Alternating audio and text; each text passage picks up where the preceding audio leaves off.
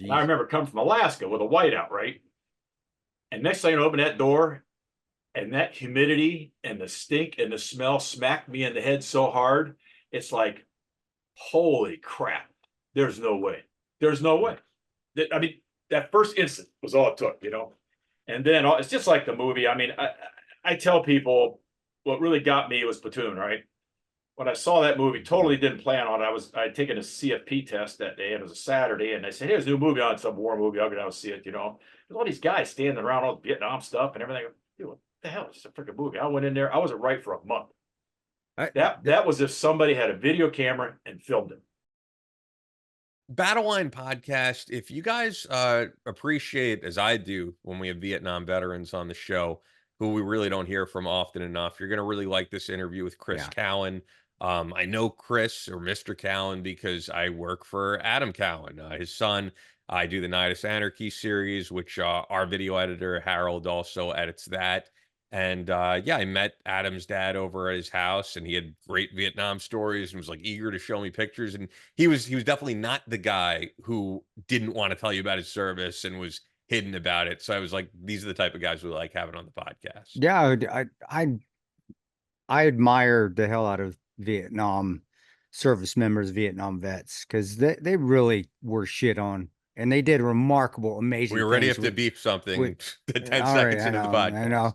How dare you? You know, I know, terrible, damn YouTube. But I want to, I always want to hear from them because they're the ones that made me want to become better when I was in the military, or even to join the military, to go in the Rangers. Was reading about the LERP teams out there, and they did more with less, and then they got, we won't beat this Craps one. on. They got crapped on, you know, when they were done, and they still love this country with their whole heart. So I love having them on because it just makes me appreciative for what I have now, but also I still admire them for how they continue to live their lives, which, like, we're going to find out from Chris that you know, they just wants to be the best he can be, and he still has a great sense of humor through it all. So yeah, man, I'm always excited when we get Vietnam vets on. Yeah, it Always. was a good one. I also wanted to mention, just because it reminded me of a great friend of mine, a great friend of the show. I did see the newly revived Lincoln Park last night in Brooklyn. Had a great time, and I mean, our great friend Drew Dwyer got to meet the late great Chester Bennington. Um, both of those guys are no longer with us, but I gotta say, like, just being at that show, how powerful some of those songs were, how much it's been the soundtrack to my life for nearly 25 years. It did bring a tear to my eye, because not just that, but I know, as if he was still living in New York or Connecticut, Drew absolutely would have been there with me Yeah. last night. But it was a great show, man. And the new singer, Emily Armstrong, is great. Despite, you know how it is with the internet, with cancel culture, despite the internet trying to cancel her for certain things. It's great to know that I was just thinking about how, like, the internet isn't real. This current version of Lincoln Park is still selling out every venue that they're playing, to adoring fans and everybody having an excellent time. So yeah, I don't What think do she they needs to what do worry they about the want to comments, cancel for? because she's a if you've kept up with it, I mean, it's been I big I because I haven't, yeah. man, and I haven't. But But so, because for one, she's a Scientologist, and for number two, she defended this guy Danny Masterson, who was on that '70s show, who turned out to get arrested for something with sexual abuse. But according to her, which I think happens to people all the time, if it's a friend of yours, you want to believe the best of yeah, people, you're and I giving him the think benefit of the doubt. You do. exactly, and I Yeah. think that was her stance, and then she realized that he was guilty, and I I just don't get this. I mean, at the end of the day, she is a great singer. She's doing an absolutely phenomenal job replacing Chester, who really can't be replaced. The Yeah, new song is that is. awesome. I mean, I'm very excited to hear the new album, and I just don't get this idea that when you see a band, I have to know, are they a Scientologist? Or, like, who cares? They're not, and they're not on stage preaching about this, so that I no. don't get that in the least. I mean, even for me, I know we've gotten to this discussion before on the show, but, like, look, someone like Dee Snider, who I worked with, or Sebastian Bach, on Twitter are very vocally liberal and anti-Trump. And on the other But, side, but Ted Nugent is the other for way. sure. But who Well, cares? Ted Nugent doesn't fall into the category of what I'm about to say, though, Okay, I'm because he sorry. does Go do ahead. this. Sorry. If you go Yeah. see Sebastian Bach, which I have recently, he doesn't talk about any of that on Yeah. stage. And if he wants to do that on his Twitter, on his own time, in my personal opinion, that's cool. I will go see Sebastian Bach anytime. Ted Nugent, on the other hand, yeah, I do think he's split his fan base in half, because Yeah, he you did. really can't be a liberal and be a Ted Nugent fan anymore, No. because his whole identity has become his Yeah, politics. And people don't has. know that It has. in the 70s, man, Nugent was playing arenas. Ted Nugent was bigger than Aerosmith. It was. And just being vocally political, I'm sure he doesn't regret it, because it's a big part of who he is. It definitely has split his fan base. But yeah, look, are there problems with the Church of Scientology? Sure. But if you're not going to listen to a singer because she's Scientologist, I mean, are you not going to go see Top Gun because of Tom Cruise is I don't know. Scientologist? Because at that point, as many problems as there are, that's pretty much religious discrimination at that point, that you won't see someone why because of even what they practice, why bring that stress into your life? Music's supposed to, and you Oh see yeah, with us, we get some great musicians on here. And sure. do we agree with them? No, but I Most listen of to their them we do, music. I feel like, though. We probably 90%. I Yeah. maybe yeah, but but that's not why we have them on. It's not No, for no. politics. It's because I remember where I was when I heard this song, and man, it's silly. And even brother, even me growing up, even in the Reagan era, where it was, according to this generation, it's just totally awful. But we had Boy George. We had, who was it? Elton John. We had Queen. Nobody gave two shits. Excuse me. I'm sorry. Craps. You got to beep that. Well, They and for made the good listeners who don't get what we're music. saying, the show is still uncensored. It's just in the first Yeah, minute or two we with got to be YouTube. careful. I keep They'll be forgetting. weird with stuff. But That was we is get it? demonetized for weird things at times. But yeah, But it was good. I still, I go to the gym. I got George Michael, and I got but do you have Culture Vixen? Club. Because I'm wearing the Vixen And I shirt. got Vixen on. Yeah, of course I do. But see, because I didn't care. I could care Yeah. less. They were talented. I want to hear their music. I don't give a crap about and they never got into the politics back then. And that was supposed to be the terrible time. And I Well, think Elton now, John, I feel like, has actually been the opposite of that. And Elton John will tell you his politics, but at the same point, he'll be like, "Yeah, I'll I'll play play for for this Trump event. I'll play for Israel. I'll because play like he's whatever." And I feel like that's the way it should be. But yeah, anyway, I just bring this up simply to say it really reminded me of Drew Dwyer. yeah. And it was great. And actually, even when I did post about this, there was someone who even tweeted to the Battle Line podcast about, "Oh, you're going to see a Scientologist." I mean, who cares, man? I am not a fan of cancel culture, whether it's on the No. right or the left. If you're a great singer and you're doing a great job up there, that's what matters to me. I would say go see them, but they did LA, New York, and that's it. That's all that they're doing. And then they're doing Do a you think few were overseas they just doing dates. maybe just to try it out to see if they got a good response, and then they're going to do Maybe. like I a mean, they scheduled these shows 2 weeks ago, officially, and they sold out immediately. well, it's Lincoln But Park, yeah, of course, yeah, man. but what I will say to you guys is when those shows happen, buy them last minute on StubHub. Don't buy tickets right when they go on sale on Ticketmaster, or you're gonna overpay tremendously, which I certainly didn't, because I've learned over the years, yes, Yeah, StubHub last you minute. are the Shmee, dude. You are the Buy subject matter expert on yeah, tick. buy This tickets dude like 3 knows. hours before showtime. That's what you gotta do. Anyway, I don't wanna waste any more of your time if you don't care about all that, but we do have to get to our friend Chris Callen. Before we do, I am such a huge fan of Ned's supplements, Yeah. whether it's the Mellow Magnesium, whether it's the Brain Blend, the CBD, the regular daily blend of CBD, or the Relief Balm, the Daily Balm. I love it all. Their stuff is Dude, great. the It's all shut eye natural. try is Yeah. great. Hey, if you haven't got their last, sign up for their emails, guys. They give you even sort of recipes to use. They did one where you put the brain blend, because it has that little lemony taste, Sure. to put that in your coffee, and it does. It reminded me of the espressos I used to get overseas, because they throw a little lemon But in your coffee. Oh, it's you'd have to do excellent. decaf, I feel like, because the CBD is going to put you to sleep. If you do it, do the brain blend, do it in the morning. Brain No blend with the way. caffeine. And Anything for me, anything with I'm up, CBD, dude. I'm going right to sleep. But Yeah.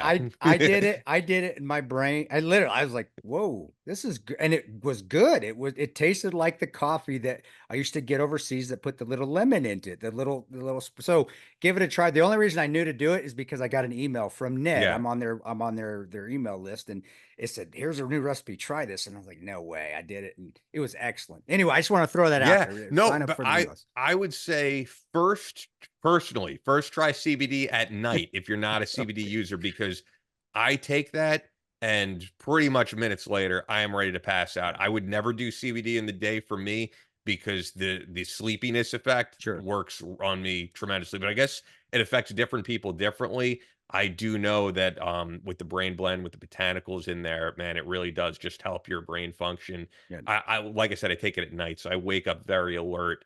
Check all of that out. Go to helloned.com/battleline or add the code battleline at checkout. That's HELLONED.com/battleline. With all that, let's get over to Chris Callen talking Vietnam war stories.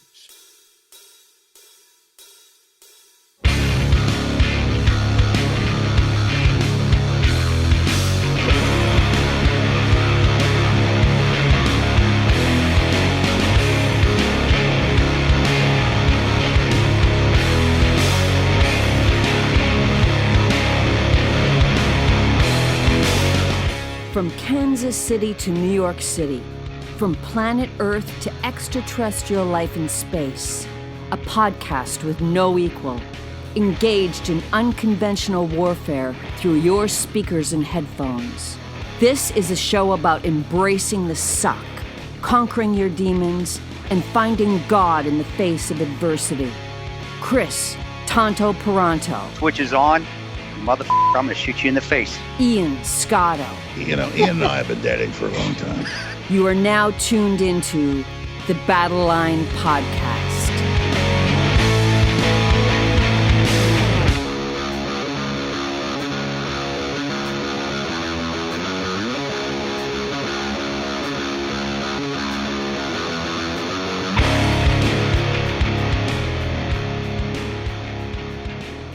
The Switch is on, Battle Line Podcast. We are very honored to be joined by Chris Callen, Army Airborne combat veteran of Vietnam, also the creator of the Callen Foundation, which he founded in 2011 to fund emergency financial needs of Ohio military families. We'll get into other stuff you've done.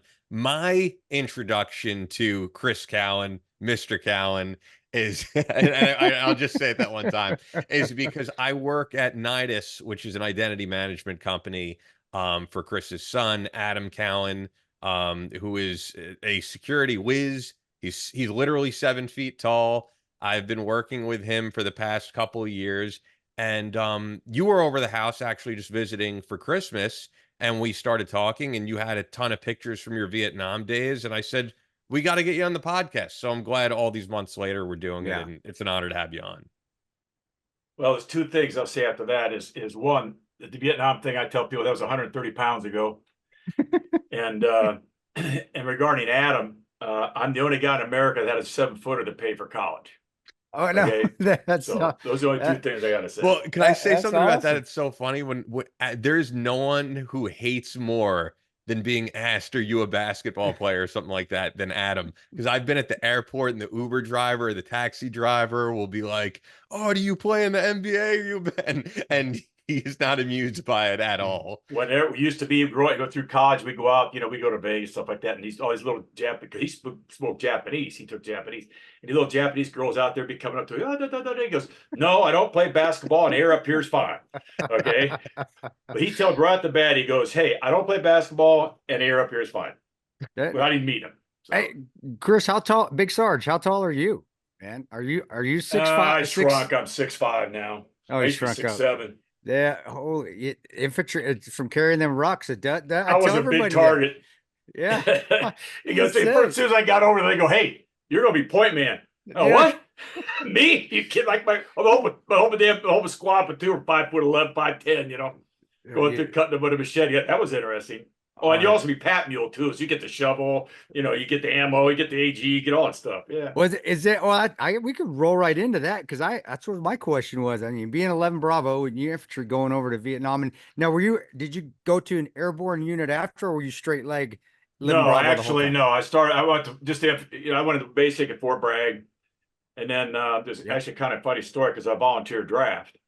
And I believe the recruiter who told me I had bad eyes, 2400 vision. I couldn't see the big E on a chart, like legally blind, right? And he goes, "Oh, dude, you got a quarter of college." Because I was putting myself through school, and somebody goes, "Hey, if you join the Army, they're going to pay for your school." I go, "Really?"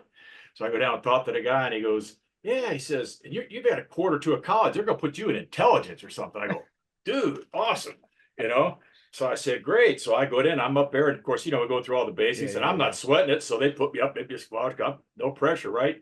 Stand in line, the orders, infantry, infantry, infantry, infantry. I'm standing there. Infantry. Whoa. What? Whoa.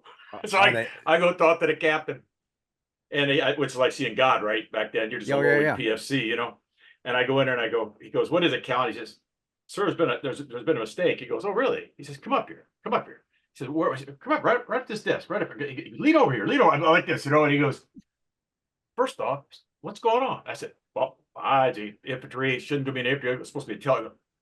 First off, the Army doesn't make mistakes. And second off, we'll put you right up front. You don't need to seize. Get the hell out of here." Boom, Fort Jackson. You did then you headed over. Did they put you? Then I went straight over 3 weeks. No, but I went to the 4th Infantry. And that's where we started. I started over there, and I had 3 or 4 months there, and which we had some interesting missions there. But then they sent the 4th home, and so I figured, awesome, man, I'm leaving, get the hell out of here, And they go, "Oh, no. You're going up north. We just went through the monsoon there, and I had to go all the way up north and got it again." So we were up to 101st up there, and right on that back, same thing. We did CA. We did 30-day missions out in the jungle. That's what we did. Yeah, that's and you being 6'5", like we were talking about offline before we started recording.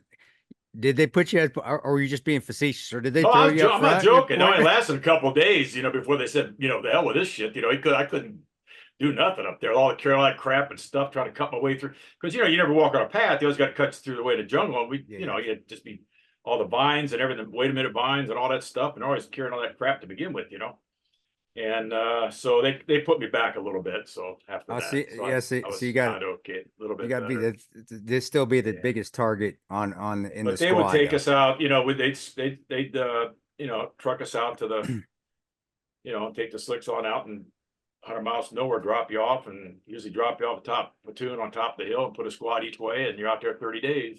Come back in, drop your stuff off once a week, a pallet, and hope you got it. Man, everybody got to be a 32 to 36-inch waist because that's all the clothes were, man, when they dropped them off. So you hope you get fit. Man, I still, because I that's what made me want to join the Army and then join the Rangers, was reading the Charlie Ranger books. I used to read the Vietnam, the LERP guys, and then I was like, that's the coolest shit. Those guys got the good food. That's what I They had the actual LERPs that came out. Remember the LERP, which everybody has a freezer. Oh man, can we get some of those, man? Because we're still doing World War II C rations in a box in the cans, That's all we had. It's like, dude, can we get some of those? Oh no, that's only the Ranger, but the Ranger platoon, And now E Company gets the LERPs. The shelf stable. I tried their shelf stable bread, was incredible, and it was from Vietnam. Like, oh my gosh, this stuff tastes like pound. It's probably World War II. It was still the same problem. It's no different. Yeah, but how was that? I like talking to y'all because I much respect for y'all. Really, you guys did stuff that one and a half million.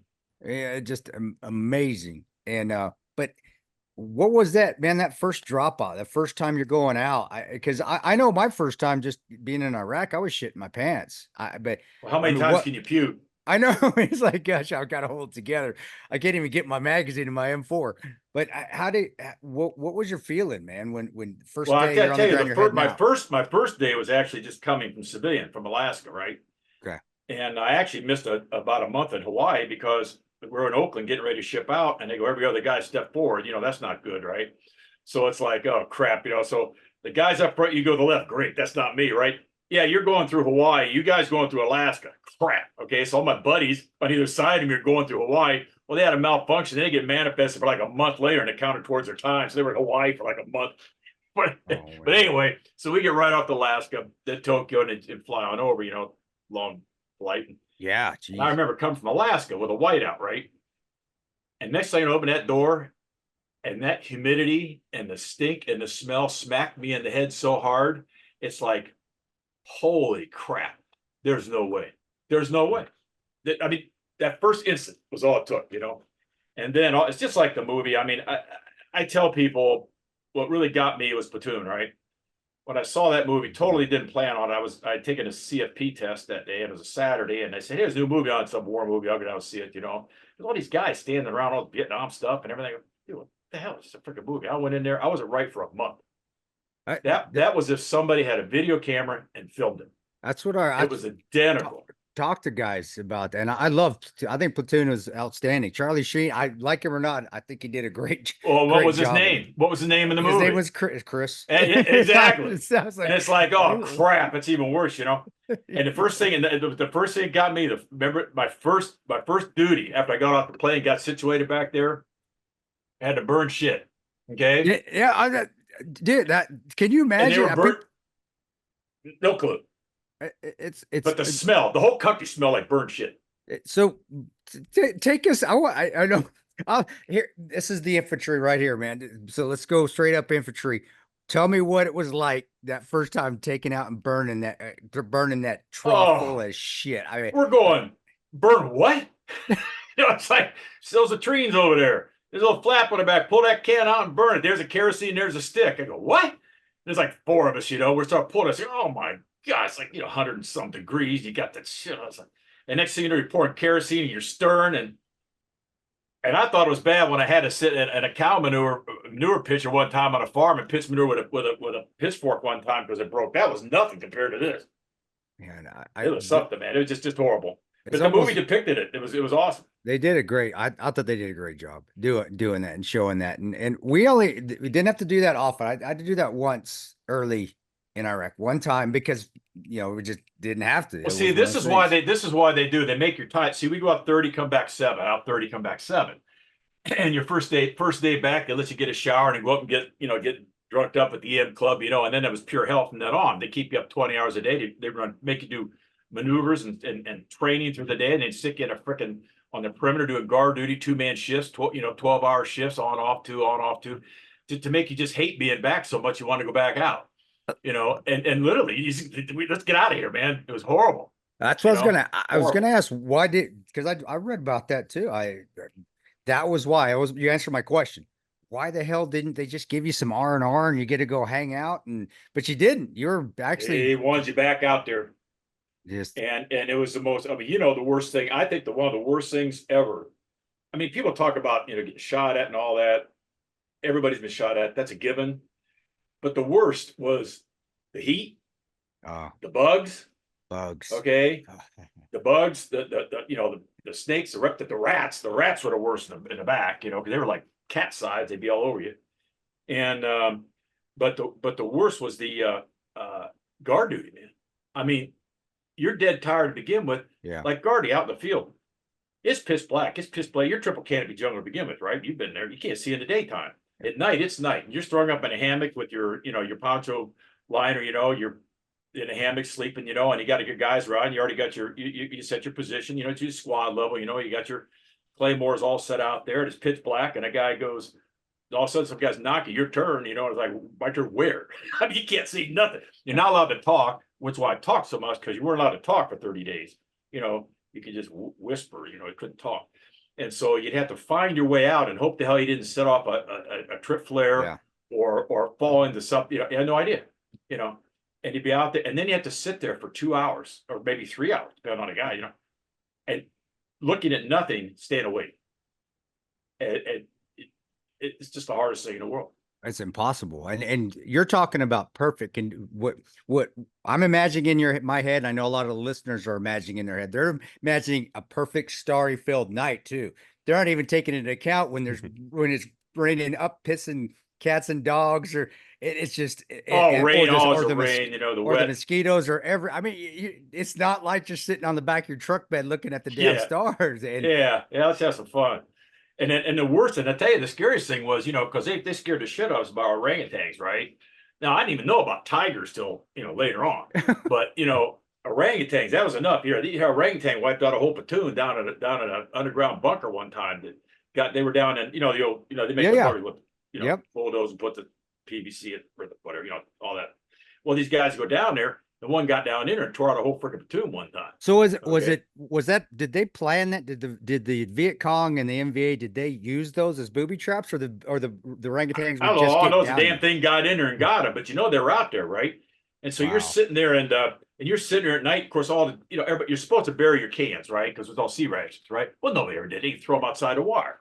You know, so you'd be sitting there and you hear the all this stuff moving and everything, and you're like, crap! Some orangutans go smack me in the head. I'm not even going to see them. You know, I'm gonna be dead. I don't even know what the hell's going on. You know, you take an orangutan. You know, and there ain't nothing you're gonna do about it. You know, you just sit there and I'll tell you this side story. Talking about animals. We're doing a squad mission, I guess. We're in the highlands in the mountains, right? Yep. So we're going through this very narrow side of a mountain, just a small trail, you know, around the edge with steep drop off. And we're hiking, and I'm next to last, and a guy named Bender behind me. And we take a break. So we sit down, you lay back in your ruck, you know, like this. So we're sitting there like this. And all of a sudden, this thing comes out like this, a tongue comes shooting out like this. I go, what the hell? And I'm looking, it's like, it's a freaking alligator. There's an alligator over my shoulder. And it's like, what the heck? And I turn around and Ben, his eyes like, he just sitting like this, we're not moving.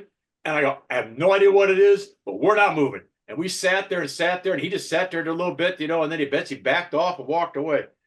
1985, I'm sitting home watching a movie at night. There's a show about the I can't ever say the word, Galapagos Islands, you know. Yep.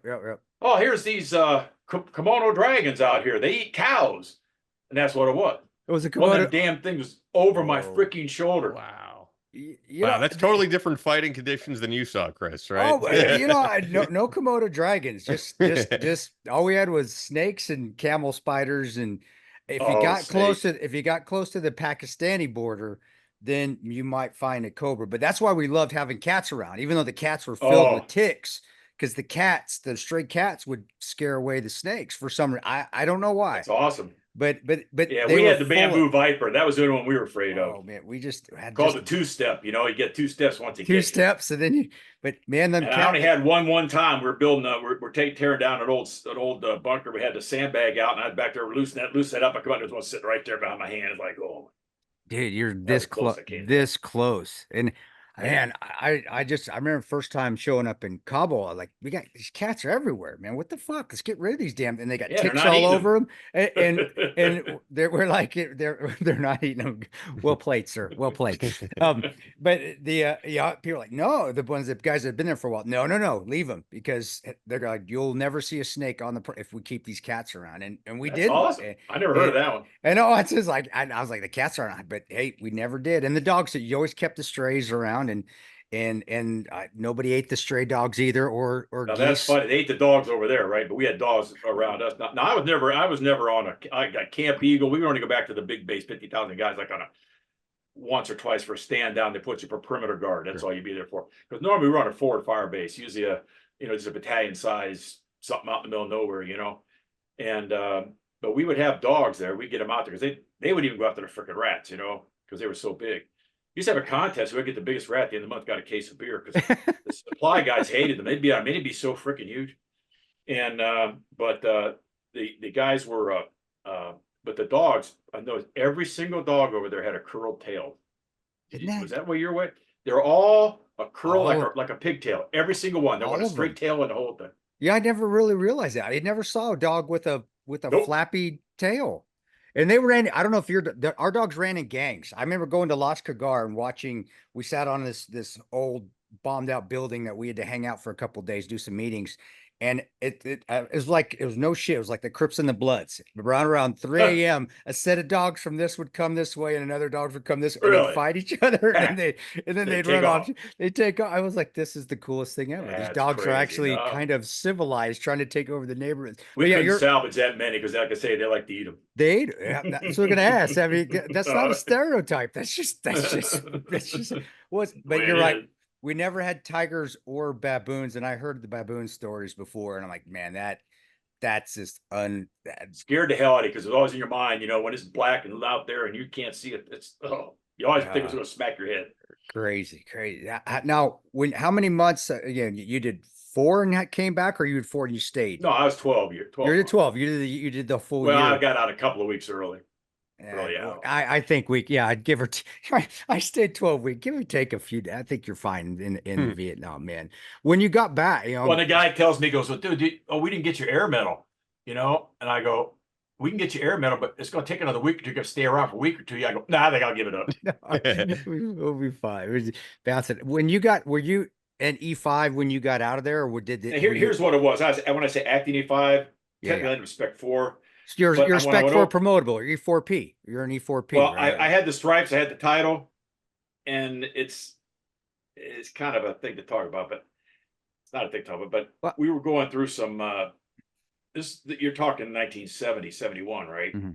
And there was a lot of racial tension back then, I guess, in the military. And at the time, I was up for E5. There were 3 slots and 2 guys going. I mean, the CO Yeah. put me up. You just got to wait till the next rotation for the Sure. for the Yep. board, right? Yep. So okay, fine. And so the board comes, and about a week before the board, there was an incident at the battalion headquarters down the road there with the colonel, and somebody convinced that we needed more less white NCOs. So Yeah. they just grabbed the first 5.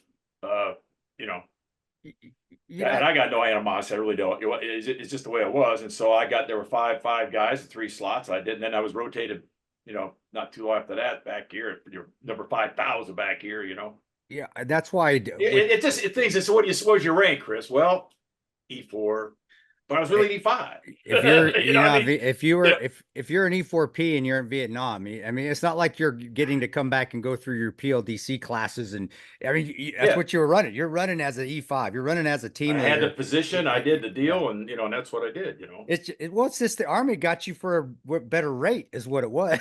They got you for Exactly. They got me for a cheap. cheaper Story of my life. cheaper rate, and the what are the cultural, social.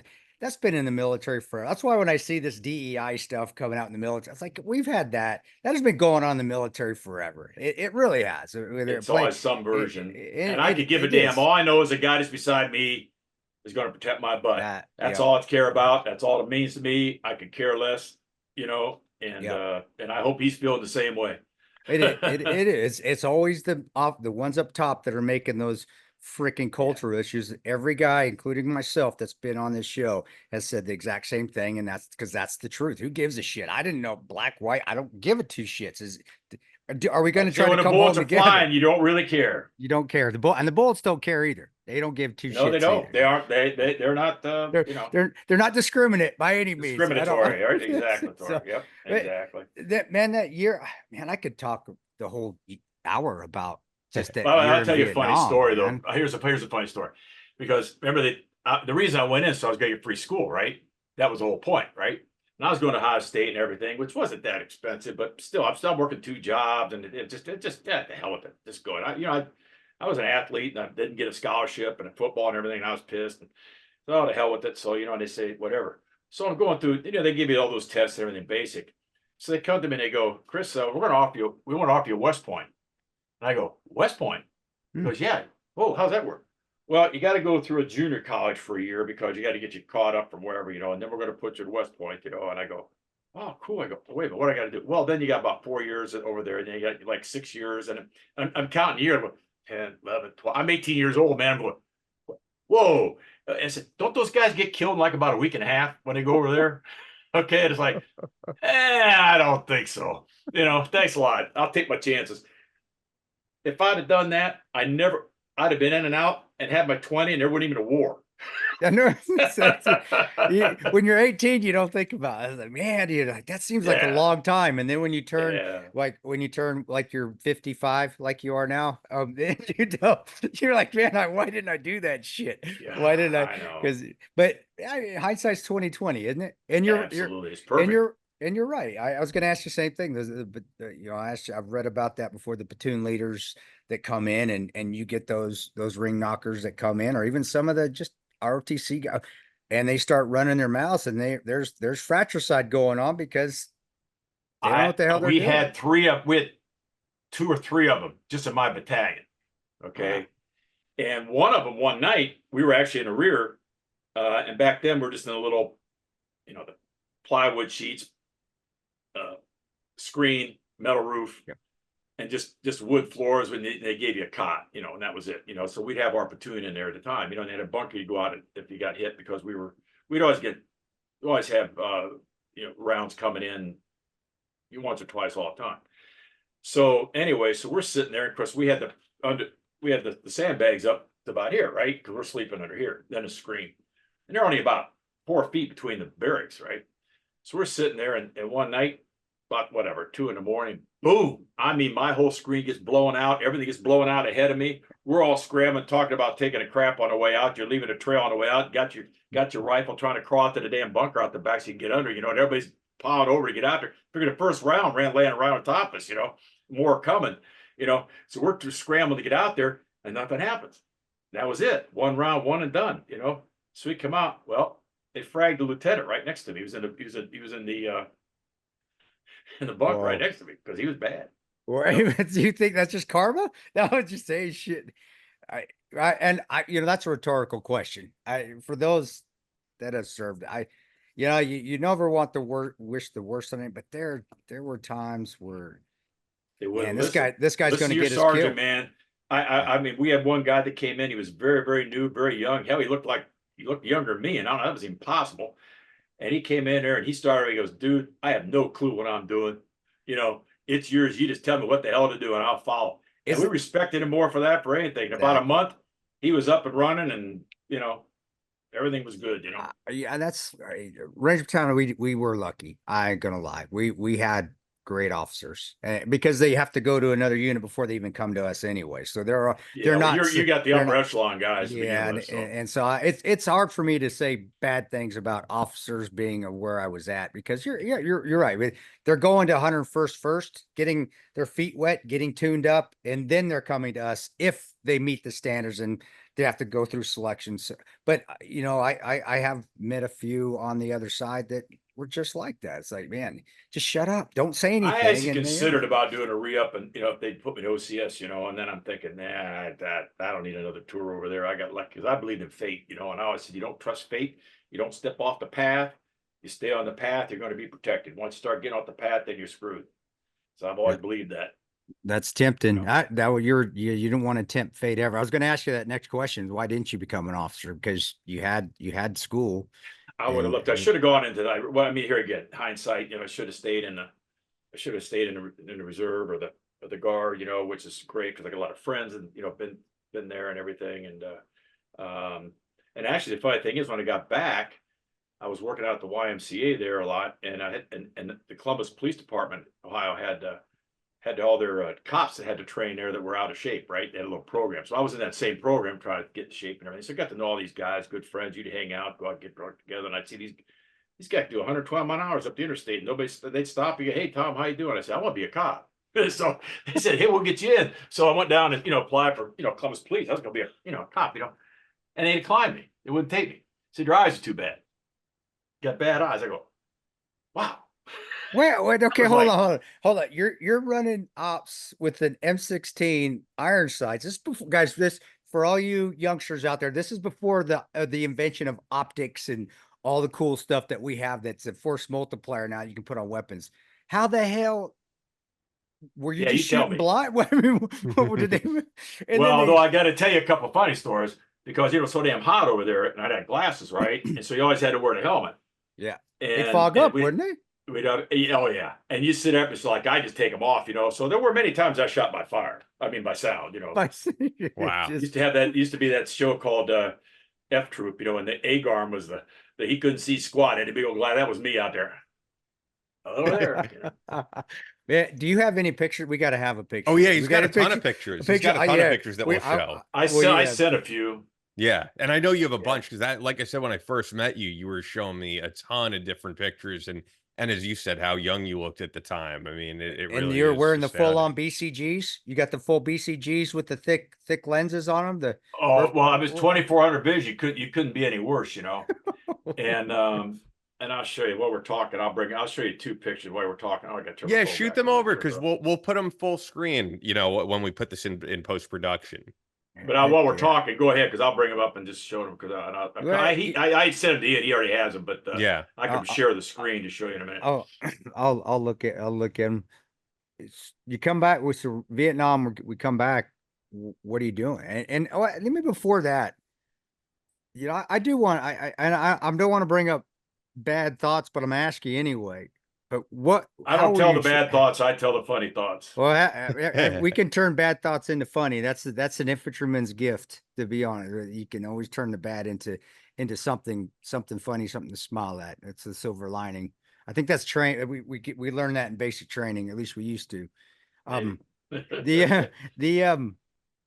How were you treated when you came back? When you were done, or I was actually one of those guys that got spit on. Oh, really? Believe it or not. So the people who Yeah. say that that's a myth and that never happened, you could say that that's Cleveland. bullshit. In Cleveland. And the problem was when it came back, I had to they put us back in our greens. Yeah, So we just got off the plane, they put you in greens and you were gone. I didn't be civilian clothes. And I'm out there in San Francisco, don't know anybody, don't know nothing. They drop you off and you gotta just, split, get on the airplane and go. So you come back and I get back in Cleveland one night and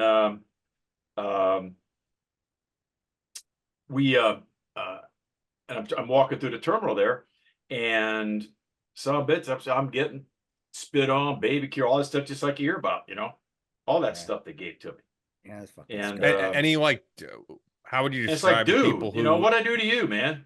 Was it like a group of protesters? Was it a massive protest? Or I don't. what They was were it? protesting back then. They were just there, this group, and it's like I'm just walking through it's a busy terminal, Yeah, and it's just the way it was, What are you, 19, 20 years old at that time? I came back at 19. I I was 18 when I went over. Man, yeah, and that's the Army. First of all, I never understood the green, why they put guys in greens coming home. But second of all, it's like how I always ask, because you're not the first Vietnam vet that I've met or that I know that's happened to. And I've met others that it didn't happen to, but I just always ask, how the hell did you just hold back and not beat the living shit out of them people? I don't You know. wanted to, but at that point, I just want to get the hell out of there. I want to get home, Yeah. and be out. You know what I mean? Yeah. Yeah, no, well, I mean, what I get you. think people don't understand, I certainly don't understand because during, I think things changed because growing up during the Iraq War and the Afghanistan War, there were certainly plenty of people who felt we shouldn't have been involved there. I could say myself, I was an opponent of the Iraq War, for sure, and I do think the whole nation building of Afghanistan. But I think by and large, even people on the left, not on the radical left, don't blame the military personnel over there. I think it's mainly people who blame the politicians who got us in that mess, the people at the top of the pyramid, so to speak, and not the guys on the ground who are just there doing a job and have absolutely no say in foreign policy. Well, you look back, what was it for? It was for nothing. I mean, Yeah. really, what was the war for? So, I Yeah. mean, I don't begrudge anybody that when you look back, because back then we thought we had a noble cause, and But it's like at the end What of the were you day, doing? why were they No. spitting on you? You didn't start the Vietnam War. You were just there to serve, and you being there I don't- made it fortunate enough for them to not be there. well, hey, I'm taking your place, man. Yeah, well, Yeah, see, exactly. I don't think you can ever reason with people like that. I can't. You just you don't. They have Left no brain, idea. left brain, right brain. There's no, it's just a whole different mentality. You're It never is. going to understand it, And that's why sometimes I think it's okay to jack somebody in the jaw. Just like, all right, spit, boom, we're done. You spit at me. I back hit then you get away with it. Now you're going to jail. You No, know. it would. Yeah. And the problem is those, and even myself, even this last 9/11, we look back at Afghanistan. I spent many years in Afghanistan, and Wow, I can't even imagine years. well, Can't. well, just I think, and I don't want to downplay the Vietnam vets, because again, I looked up to you guys. I looked up to you guys that night on 9/11, 2012. I was like, fuck, those guys are out in the bush, freezing, mosquitoes everywhere. I'm sitting up here on the top of the building. Yeah, it sucks. I'm by myself, or I've got Boone here with me. We're good. I got Snickers. It's not raining. It's like 80 degrees out. It's wonderful. I said it could be a ton worse. So I'm thinking of you guys just to get through the night, because I'm thinking, man, it could be a lot worse, because they had it a lot worse than me. But looking back at Afghanistan now and spending that much time, I'm like, what was it for? I think you're going to find a lot of Afghani veterans that are going to go through the same things that y'all went through, as far as just the post-traumatic stress, shell shock, whatever you want, even though I know guys are already going through it, but even more so as the years go on, because we're looking back now going, we're giving billions of dollars to the people we were fighting. They're buying weapons with them and killing going to be fighting our sons and daughters, not us anymore, because we're too damn old and broke. But it's like, what was it for? So I understand that now better than I did in the past with the Vietnam vets and how that feeling is, because I had that feeling this year. I struggled this year, because I look back at the years that I was overseas doing away from my family, going, why? What the hell for? And it's because of politicians. The thing, everything reverts. It reverts a generation later. I mean, look at this. My son Adam, right? My dad fought in Japan. He was a 4 years as an infantry captain on Okinawa, right? Wow. And fought all the battles. And so what? Adam comes out. He's a exchange student in Japan for a year. A year later, I go there. We go through all this, with the war and all this, Now everybody's vacation over there. Everybody goes on vacation. Yeah. I remember. It's like, I don't get it.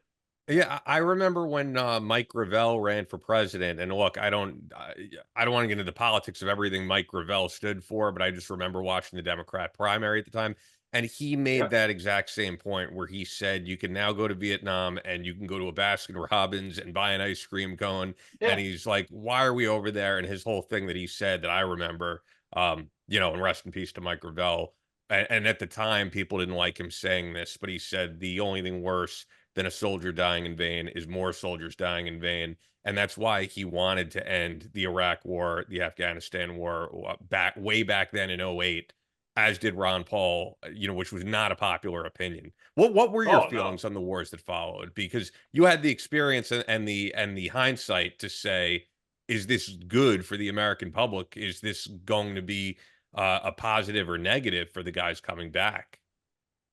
Well, I was always I've always been 100% supportive. I mean, I'm about the troops. Yeah. Okay. The political motive, all that, that's like a friend said to me, you get pissed off and be all angry and everything. What are you gonna do about it? Other than vote. What are you gonna do about it? Vote to run for office. There are two things you can do. And I funny story. I actually had a consideration of becoming a congressman. We took a run at it, had a platform, and had a guy, a Republican strategist, that helped a guy when I was in Columbus. One of the guys was retiring, and I was living out in the country, 25 acres out in the middle of nowhere, this little Sunbury town of Sunbury. Cool, that's great. We can get in for this. We actually consider it, because at my campaign slogan, you know what it was? It was no. What was it? Just no. No. Yeah, that was it. No. Okay. Yeah. And I was going to say, and I had an Excel sheet, every damn position. Yes or no. Yes or no. That's it. Me, opponent. I don't need to answer a question. I don't need to talk to you. Just have fill in the blanks. There you go. And that's it. Yes or no. That's it. Nope. Hey guys, hope you're enjoying this episode with Chris Callen. It always is a treat when we get someone from Vietnam on the podcast, but probably the most open Vietnam veteran we've had on the podcast.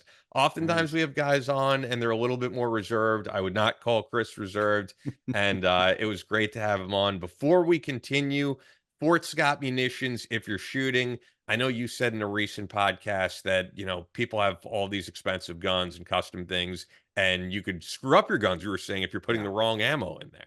Well, and things are so expensive. I get it by going and trying to buy range ammo and trying to get the cheapest you can because it is. It's hard to throw silver dollars down range. Is what you're doing when you buy expensive ammo. But you don't want to get cheap ammo to break your guns. So Fort Scott Munitions makes the range ammo now. It's inexpensive and it's still the same quality and the same performance. It does. It's still the same consistency as their TUI. So double on impact ammo. So check those guys out, guys. If you go on the range, get the range ammo, and it's lead free. A lot of ranges in the United States are going to where you have to have lead free ammo. So, it's a no brainer to me, and the stuff works. I've been shooting it now for the last 2-3 months since I did that commercial with them on More YouTube, than that, and more than because it was before your was it? surgery. It was before my So, surgery. Yeah, so it was a yeah, while ago. But time flies. no issues at all, and it's been running great in my SIGs, my Glocks, and then also all my AR systems that I have. So fantastic ammo, and it's a fantastic company, guys. Robbie and Preston and Ryan Engage over there are top notch, top level individuals. Yeah, and one of the things that's unique on the site that you're going to see, because I don't, as you can get Fort Scott Munitions ammo in every state in the country, Yeah. but I think pretty much just on the website or at their store in Fort Scott, Kansas, you're going to see those tins, and they have all different types of tins now. So that's really unique to the website, Cool. unless you happen to live in the area and can go to the store itself. But you're going to get 15% off from us just being a listener when you use the promo code BattleLine. So all you got to do is go to fsm.com, use the promo code BattleLine. You'll get 15% off any of the ammo there. Select other stuff is 15% off with the promo code. So check it out, fsm.com. They've been supportive of the podcast since day one. And with that, let's get right back to Chris Callen. On that note, that I will say, speaking of politicians and like being transparent, the one guy I was really impressed by as a congressman, once again, hopefully not to get into politics of the person themselves, but I wish more politicians would do this, was that Congressman Justin Amash from Michigan when he was in office. The only thing he would ever post on social media was he would be like, I voted yes on this bill, or I voted no on this bill, and here's why. And I just wish they would all do that, because I think most of the time their staffers are just, they're not reading these bills, and their staffers are just like, hey, vote the or private interest groups or super PACs. They're telling them vote this All way, he and, needs is and I Excel don't think they sheet with read 2 the bills. columns, yes or So, no, 3 yeah, columns. Item, yes, no. That's it. Your name That's on it. top. Yeah. Good to go. Very simple. And see, I also said too, I don't want a salary. I'm not getting a paycheck. I'll pay. All I want is reimbursed for trips and the hotel when I have to go. And I don't want a pension, and I don't want health care. And I'll have my own, and I'm going to ask that my opponent takes the same thing. Okay. That 1, 2 should terms be tops, and I'm out. that should be how it is. Jeez, That's the politicians way now. and here's a funny story. Get this. I go through all this. Turns out where I lived, I didn't realize where I lived. I was like 0.2 of a mile into the wrong zone. And Jim Jordan was actually my guy. There's no way in the world he was coming back. Oh, you're kidding. What the hell happened here? I thought I was running against the other guy, And I said, well, that's the end of my political career. Done. The day I got there, the 4 guys I was with, and I tell people, look at this picture. It looks like I'm 12 years old, and he's in my butt. We all look like we're 12 years old, And then I show the next picture. I have a really nice picture, coming back, getting off a mission with a pack and a helicopter. And I said, that's me after 9 months, like totally different deal. Then I got one of my squad, our guys all out. It was cool coming off the LZ there. And then there's I got a picture of, and I was a gunner there too, I'm an assistant gunner. So I have the M60. I got a nice shot of that. And then as a CIB, I was a CIB infantry guy here. We raised money, and in Sunbury we have the Ohio Monument for the Combat Infantrymen's Association. I'm going to show you the monument. That's there too. We got That's that raised, cool. and that's up and running. Be there. Where's forever. Where's that at? I want to go see that. Sunbury. Well, I'll tell you what. You want to see something? We just lost. I just went to his funeral yesterday. One of my best friends for 25 years, Jerry Jody. Probably the most valued patriot veteran in Ohio ever. This guy, wounded twice in Vietnam infantry, retired out of the Army, E8, retired as a lieutenant in the sheriff's department after that. His entire life was devoted to helping veterans. That's all he ever did. And he did so many things. And we have what's called the Ohio Fallen Heroes Memorial, if you want to look it up online. Ohio Fallen Heroes Memorial. It's an official war on terror in Ohio. And that was his idea, and he founded that, and we got it going. And it's now funded with millions of dollars. And we got it, the Gold Star families come every year on 9/11, and they ring the bell for the missing man. We do the walk. It's a mini Arlington. We have a marble cross with the name on every single person. We got a lot of monuments. We got the walk. We do the walk. Our VFW there does the thing. It's a big deal, and he got that started. I got him in to be national president for their Combat Infantry Association. He was national president for there. 17 years VFW All-American Commander, which is a big deal, right? Yeah. We did honor guard. I was the honor guard for 20 years there. When I got to Sunbury, I moved out in the country. I didn't want to live in the city, and I built a place a quarter mile back in the woods where nobody could see me, and it worked out really well. And so Sunbury populates like 4,000. I went to the VFW there and all that, just right outside of Columbus, and where I worked. And so when I got there, they were playing taps with a CD. Okay. So, and I played trumpet in high school and all the way through and all that. And so my dad, when he was in Okinawa, he had brought back some souvenirs, but one was an old beat up, old crunched up Japanese bugle he got off the battlefield, off some bugler, right? I'd been hanging on the wall forever. Wow. And I go, I wonder if that thing works. So I got it out, cleaned up, it's all crunched up, beat up. I got to send you a picture. You got it there. And so I started I became the post bugler, and I did all the funerals for the WW2 guys for 20 years with a Japanese bugle. I thought that was pretty cool. That is pretty cool. Jerry was our squad commander there. And then I also he was a founding member on our board, which got us up and running. He was my liaison to the, to the Ohio National Guard, who we work with.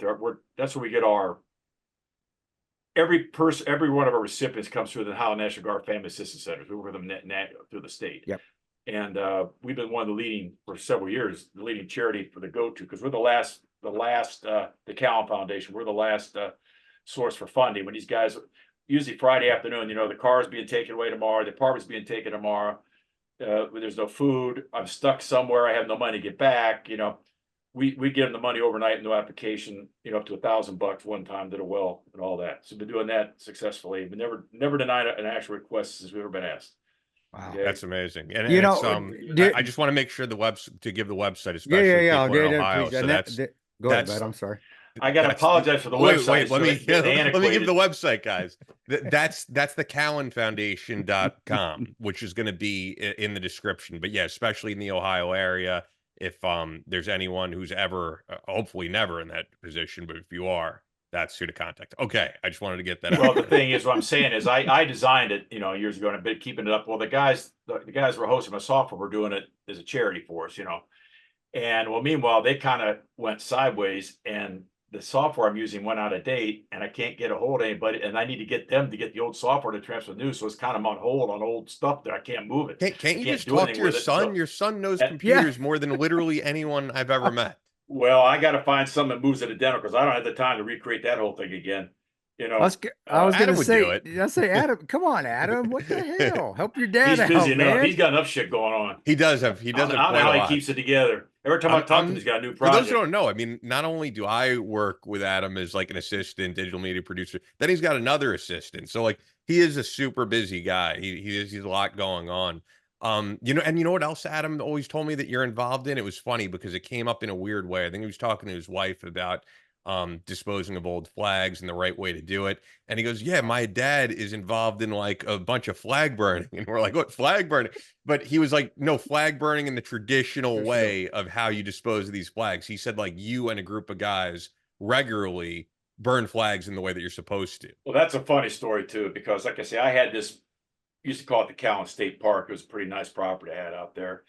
And instead of building a base with a man cave, I built a 30 by 40 outbuilding to make it my man cave. So I figure I can go to bed, people can just stay, keep going. Big nice fire pits and 2 shooting ranges, and pool, had it all. Chicken, it was a great, beautiful pond.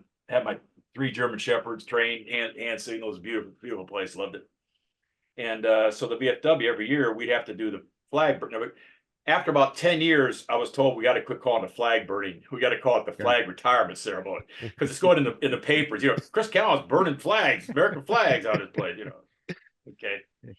So, but we would collect from 2 counties, Delaware County and 2 or 3 counties, and all the flags off all the graves and the ceremonies. Plus, we had the dump centers from the cities, the VFWs for their flags. We would have like a motorcycle trailer, those enclosed motorcycle trailers. We did sometimes 2, sometimes 3 of those full, and nothing but flags. So we do an official ceremony on a football, because we're Ohio State, all Ohio State people.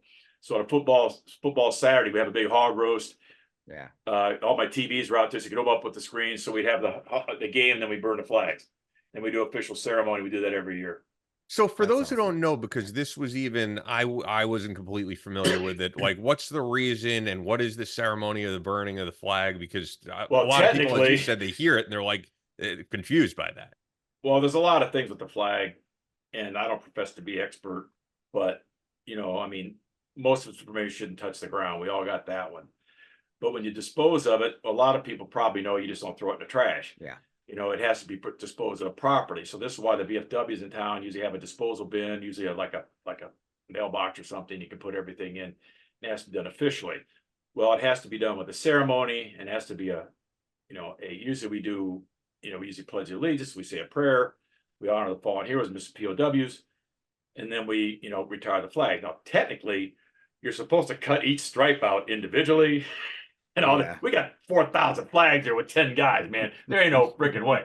We said we do one flag, and this is the ceremony, and the rest just get dumped and burned after that, because it's all big one thing, because it's the best you're going to do.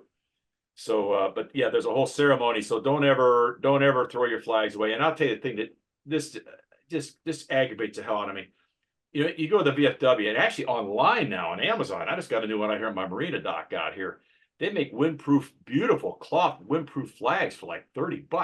They last forever. They're triple stitched. They're really beautiful. Are they made in America though? I feel like it's very rare that flag is made in America. That's hard to find. I have to look. I won't buy it. If I took a picture of our marina back here, okay, we got 98 residents, so we got 98 docks on our marina, okay? All the flags got 4 or 5 in a row. The flags are all veterans or first responders, retired. Or working. Those are the ones that have the flag. It's real weird. You can see who's the better because they got the flags on their dock. But are they made? They made in America? These flags that you're talking about? Because that, like I said, that really is hard to find. You got to have American flag. That's. I remember my first Vietnam hat. I got my first Vietnam hat. I get it. Oh, this is great. It's cool. Whatever it was. I don't know. Whatever it was. Vietnam. They go made in Vietnam. I go what? Well, you can't buy a flag that's not made in America. There is one company that does them. It's tough to do. It is hard to find. The point I was getting, I'm gonna interrupt, but the point I want to get to, and this is extremely important. You fly, especially get these country situations. These guys flying these tattered flags, and even when you see the government doing, that's even worse. On some governments, a tattered flag is unacceptable. Okay, so I would always carry 4 or 5 in my truck all the time. And so if I'd find one that'd be tattered, I mean, to shreds, it's just embarrassing. I would always go up the door if they weren't there, and then I'd leave it with a note that says, hey, you've been donated a flag from the VFW or whatever, and if you want to pay it forward, pay the $20 and forward over to here, but please replace this flag.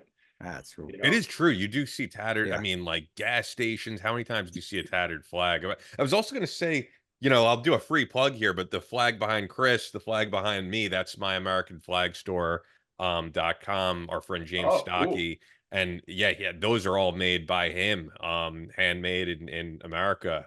And I have a new one coming. I have a new just traditional American flag coming, which we'll get into. I'm gonna do a giveaway of this one very soon if you guys are interested, and I'll explain why. But you do have a double stitch windproof though, or wind resistant, right? Or gotta have a double stitch wind. Yeah, these are just heavy. These are heavyweight wooden flags. No, these are the wooden. The wooden flag. Oh, I got you. Okay, I thought you had a flag company. Okay, yeah. No. These are just wooden pieces. But it is. I mean, you have yours behind you, Chris. It is truly. I mean, it's a free plug for them.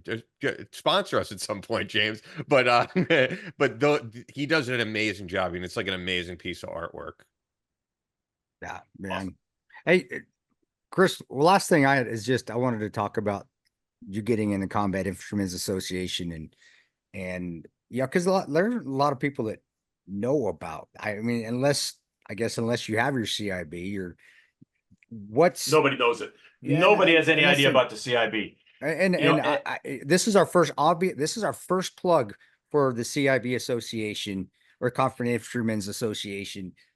And how many episodes have we done? And we've had we're on 258. This is 258. and we've and had we're a a buttload of dwindling infantrymen. organization because nobody knows about it. Yeah. Nobody's aware, and first off, let me just explain. I was the first Ohio commander. We got up and running, the charter up and running for Ohio, got that up and running, pass it on to some guys in Dayton and of the national. And we're down to very few. We maybe 6,000-7,000 members, if that Total in the country. Yeah, because Wow. they've all died. They're all old guys. Wow. And they've all died. WW2 and Korea, and the new guys just don't know about it. Whatever. I have little pins. I created a little pin, which is the logo and Ohio CIB, whatever. And whenever I see a CIB license plate or whatever, I put that on there, join the organization.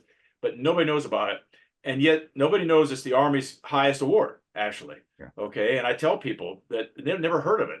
And I say, well, you look at any movie, you see them, all the generals and all their stuff and everything. You watch. What's that little thing on the very top of all the medals? I mean, the Medal of Honor, of course, but that's not an Army award. Okay, and it's always the top of everything else because that's the Army's highest medal. They started giving it back in World War II. For you get it two ways. Basically, I tell people in direct line combat for 30 days or got shot at, whichever comes first in combat zone. That's how you get one. Okay. So it's a very limited of people. Less than 10% of the people that serve in the Army are usually your frontline, CIB type combat people. People don't understand that either when you do the math on that. So we're like 0.015% of the population. We aren't a lot of people. And now there's a CAB. People have that. They took the same bullets we did, but you have to be in an infantry position, 11 Bravo, Green Beret, combat position like that, and you're eligible. So next time you see the blue rifle with the silver crest, you got to know that guy has some stuff flying over his head. And the association itself, to get guys to join, CIBASOC.com. And if you just look up Combat Infantrymen's Association, it'll come right up. Okay. And what we could do too, we can, if we get a link to this podcast, I'll link it to the national too. Awesome. That'd be great. That'd be fantastic. And yeah. To get the word out and to promote and so I said that you don't hear about it anymore. You don't hear that was one of the things when in 95 that my recruiter kind of pushed, but that was the last time I really even talked about a CIB. We have a CIB plate. You probably do too, license plate, Sure. I thought I'll get a CIB plate, right? Nobody knows what that is. They don't have a freaking clue. So I just went Vietnam, because nobody has a clue what a CIB is. Very rare. I have a CIB hat. I don't know if you can see it. Okay. Like I wear an association hat daily around here. I'm up at the lake. Yeah, because you got the blue screen on. Yeah. Place, we have a lot of people. Green screen. Right? Yeah. This CIB hat. That's my go-to hat through the day. I mean, I got a ton of the other ones, but that's the one I go to because I'm trying to find those guys. And the way you find them, they come up to you. Oh, dude, CIB. But it's so rare. Yeah. It's so rare. Has anyone now that you mentioned that, it's so funny because we had a Stolen Valor episode that we did with Guardian of Val. Has anyone ever come up to you and said, "Oh, I was in Vietnam," and they were full of shit? I'm curious about that.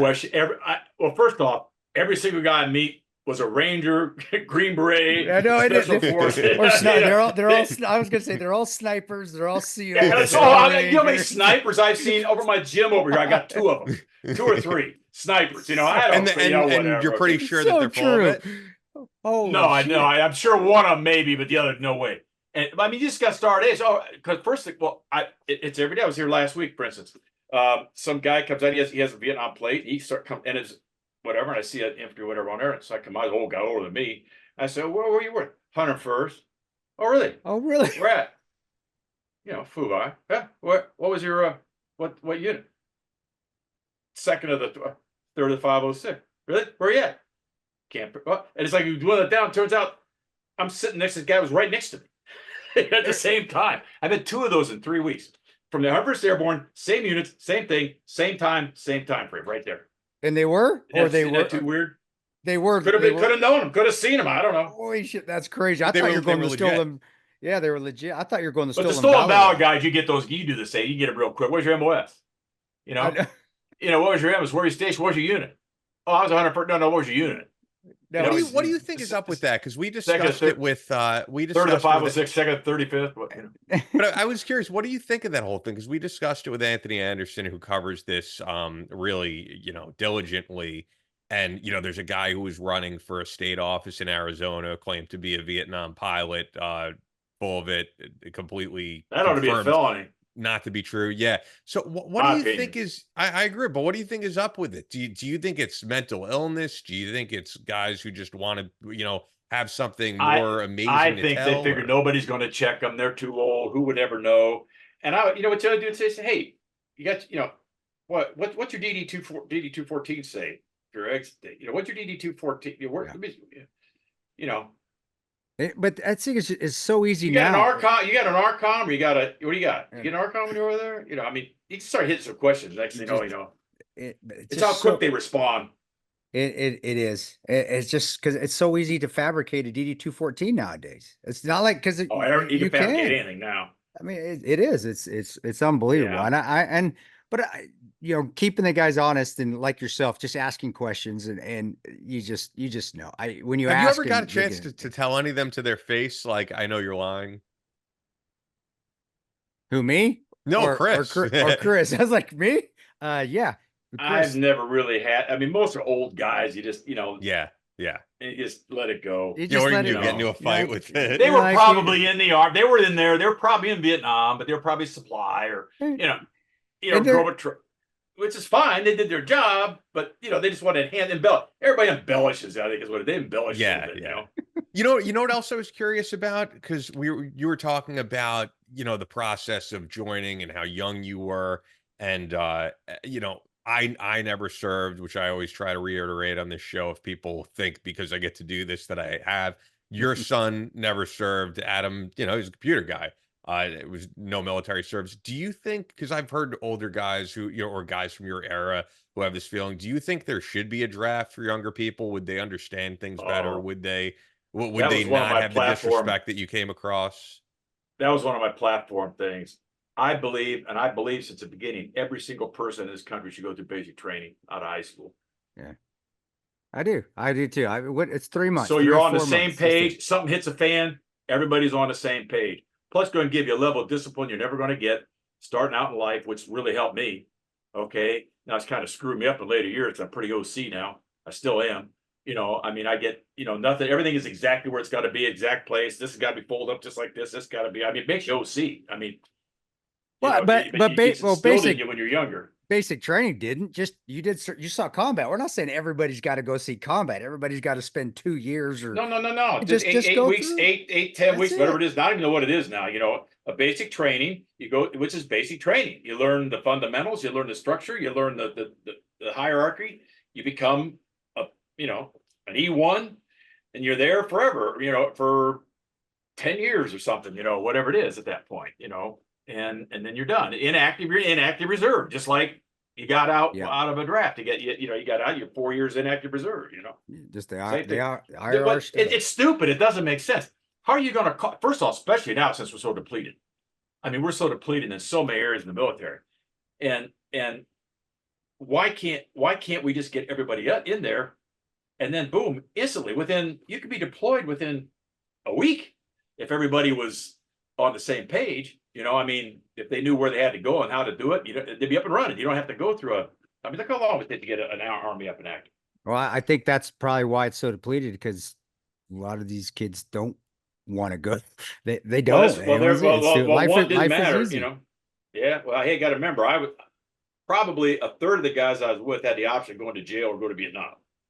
Okay, and that's how it was back then, man. You were just fodder. It's like, hey, man, we need to draft jail or Vietnam, man.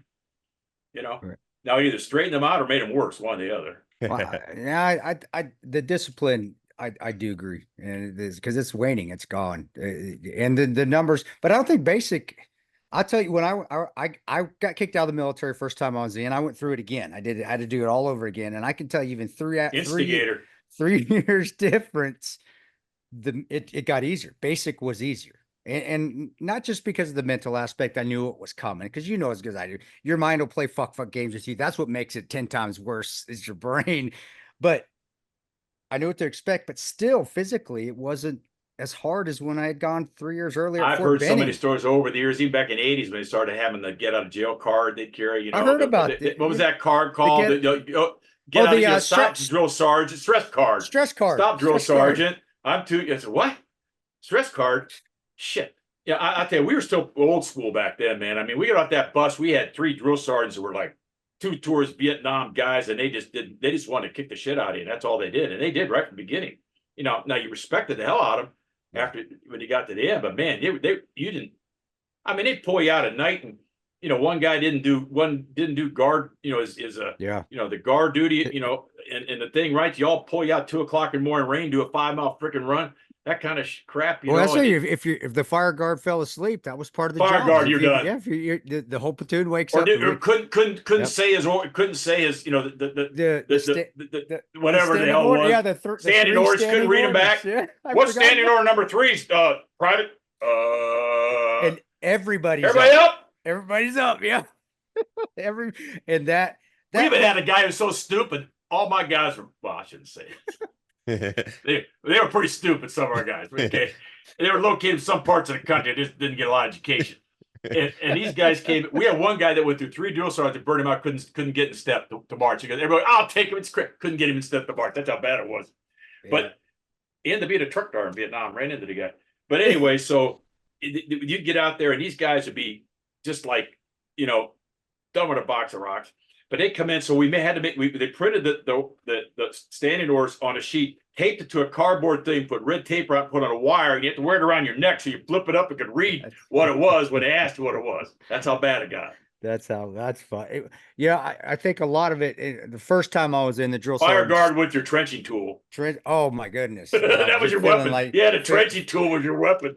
If you got in trouble, that's what it was. I remember Drill Sergeant Hardney doing that with guys that would fall asleep or just do something just to make you. It was to belittle you. But humiliation. There was no I in that group. No, humiliation is just as good a tool, if not better, than giving somebody accolades. If you can learn, I learned more from being humiliated that I just never wanted to be humiliated again. Well, you never knew your limits. You didn't have any limit. My limits are. Well, they created limits for you, so you didn't know you had. And that's what was beautiful. I hated Drill Sergeant Hardney, Drill Sergeant Graham, Drill Sergeant Charles. The first time I went, the first month I was at basic training. When I graduated, and obviously because I even remember their names, I loved them to death. Because they pushed me. I didn't know I could do the things that I did without them.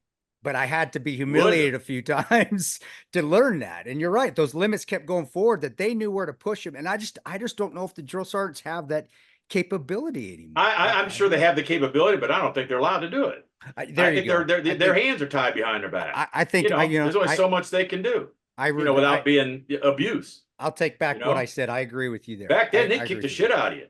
I mean, literally. And you'd be like our top sergeant that was our drill sergeant, we had 3 of them. He manifested me out of Vietnam in Bien Hoa. He was running the manifest for me to get out. I go, Sergeant Hogan. Yeah. I go, dude. We talk about how, Vietnam and how we were treated in Afghanistan, the plot, and how, man, we shouldn't have been there, but still the stories and the memories that we have when we talk about it, we still smile. And I think that still makes it that it was still worth it. To me, it was still worth it, even though the politicians had friends like you had them. Never, and it never will again. And that's okay. When you come to terms with that, you still have some friends you're with and talk to, but the foreign policies and all those damn politicians, they can go fuck themselves. Their policies are screwed up. But I'm still glad I went. You probably got Purple Heart, right? You get all that stuff, right? Oh, me, shit, I didn't get. Brother, the CIA, I was with the CIA when all that was going on. We didn't get shit. Nothing. Okay. I got fired is what happened to me when I told the truth. And that's okay. It's okay. I'm expendable. I'm a mercenary. I'm a baby killer, just like. Well, I'm going to tell you a funny story because I can get away with this, and I've gotten away my entire life except for one guy. And actually, it's a guy here I live with. Is his dad. He's retired Vietnam veteran. He's a retired police chief too. But we joke around a lot, and I joke with everybody. Usually get as a joke. But these guys will go, and the guy gets, Purple Heart, yeah, I got, it's my dad, you got the Purple Heart, or he got the Purple Heart, and I go, oh, that's great. I didn't get any of those sleeping in class medals. That's It's like, did. that's like, that's like really going low if you get away with it. And I was getting away to start laughing because they know what I'm talking about. Well, you can get away with it. If Only Ian one said- time I didn't get away with it. He was pissed. And I go, okay. Just Ian. It was a big Ian's just happened joke, to say though. that. Yeah, well, You were me, talking hell about no. sleeping in class. I mean, No. you No, want to pay there's a big attention when difference to between talk what you down, not guys get do. shot. I mean, Yeah. well, it says it just means guys like, well, it just means you didn't move fast enough. That's what. Yeah. But now my grandfather on my father's side got the Purple Heart. He was shot down in World War II, and I never. But yeah, I respect the hell out of all of no, them guys. man. I loved growing up. I had that. I loved looking at that. In fact, when my dad passed away, when my mother, hope it's many, many more years, but when she did, I know that's going to be given to me because growing up, I loved that Purple Heart. And maybe that's why I Yeah. went to the military and I don't know, It's but a heavy influence. Let me leave you one story here. That funny story. My father, like I said, he was a infantry cap. Well, he was eventually promoted to major, and towards the end of the war, he became the general's adjutant. Right. oh wow, yeah. And so this is a cool story. And so eventually the war ended, and MacArthur signed the thing on the ship and all that, the treaty, whatever. But he wanted to have a picture of him being the conquering hero stepping on the Japanese soil. I heard about that. So yeah. they called, Okinawa was the closest place. So they called a general and says, get me a camera crew over here, ahead of me so I can get the picture. Right. So they didn't have anybody. So took my dad over. He was the most high tech guy they had at the time. He was high tech like that. And I'm pretty high. We all kind of this tech thing going, And so they sent him over with a camera crew. And he had to run the camera crew that shows a picture of MacArthur stepping down on the soil. Really? That was him behind it doing the camera crew, which is pretty cool. So what did your dad, did he ever talk to you about, was MacArthur an egotistical? Never talked to him, didn't see. He just took the picture and they He left. just took the pictures.